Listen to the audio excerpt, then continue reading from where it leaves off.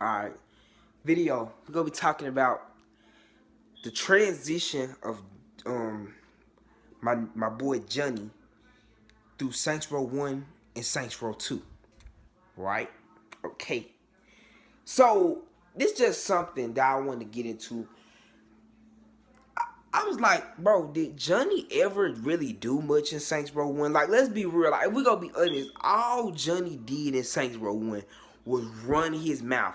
Like, unless you can't count gameplay, because gameplay is going to just show you the same animations, same actions as every other homie, right?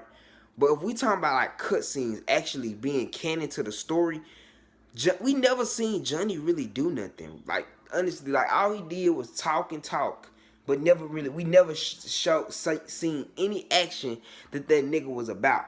But in Saints Row 2, Johnny is more laid back. I think we all can admit that Johnny is more laid back in Saints Row 2 compared to Saints Row 1. I feel like in Saints Row 1, like I said, he ran his mouth more, he talked more, he expressed how he felt more in Saints Row 1. But in Saints Row 2, he more laid back. But he's still the same person that's quick to rush things out without thinking out with a plan.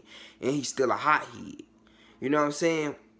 But I do feel like in Saints Row 2, Johnny actually showed what he was about more instead of just running his mouth. Like, he was more laid back in Saints Row 2, but he showed that he was what he was about.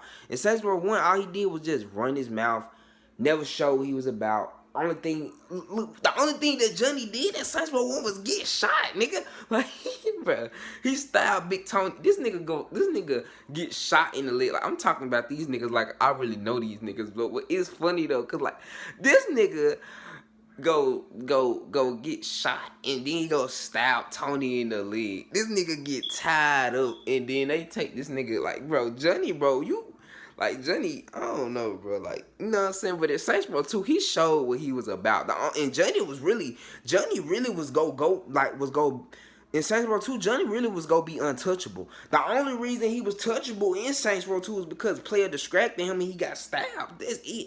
Johnny was, if player didn't distract him, I understand what he was trying to do. Player was trying to rush the fight so he can just shoot, bro, and get him down. But for the most part, Johnny was probably gonna win that fight with Janichi with the swords. I think he was gonna pretty much win it until player distracted him. Johnny was actually showing that he really was that guy at Saints Row 2. Like, he really showed you, like, I'm that nigga, don't play with me. And we already know. Top, like, the best cutscene I ever seen with Johnny Gat. I don't give a fuck what you say. I don't care about Saints Row 3, Saints Row 4. Yeah, Saints Row 3 and 4 made him seem like a badass. Yes, we know that, right? It's made him seem like this super badass, right? But Saints Row 2 had the best cutscene of Johnny Gat when it came to the Ronin rushing at him. When the Ronin was rushing at him with that car, man, that nigga was, oh my God. Like, the slow motion added so much depth to it, too. Like, that slow motion while he was twirling, like, jumping back from the car. And then the way that nigga, like, they tried to get out, he kicked the gun out of him. You saw that cold look in his face while he was shooting up with the chopper. Like, I was like, oh my God, this nigga right here cold. Like, in Saints Row 2, like, it's like you could feel that he was about what he was talking about, but you never seen him do nothing. You never seen him do nothing. But yeah, that's what I liked about Johnny, man. I liked that changed. We seen Johnny do a lot. Like, the fact that this nigga punched, bro, he punched Shogo through a concrete tombstone. Like, this nigga was really raw in Saints Row 2. That's why I feel like it was a big difference between him and Saints Row 2. Because in Saints Row 1, you really don't look at Johnny that intimidating. But in Saints Row 2, it shows how, like, to be honest, Johnny got his badass name from Saints Row 2. That's where he get his respect from. Like, I mean, you could say you respected Johnny because what? He looked iconic. Yes, he looked iconic. Asian dude with combed up, frost, white tip hair with sunglasses on. Yeah, I guess, yeah, he was not one of them typical type gangster guys you would catch, right? He was iconic. But for the most part, I just feel like, bro, Johnny, bro, like, that nigga just showed what he was about in Saints Row 2. He really didn't do much. Like I said, he showed more. Like, it was kind of a take.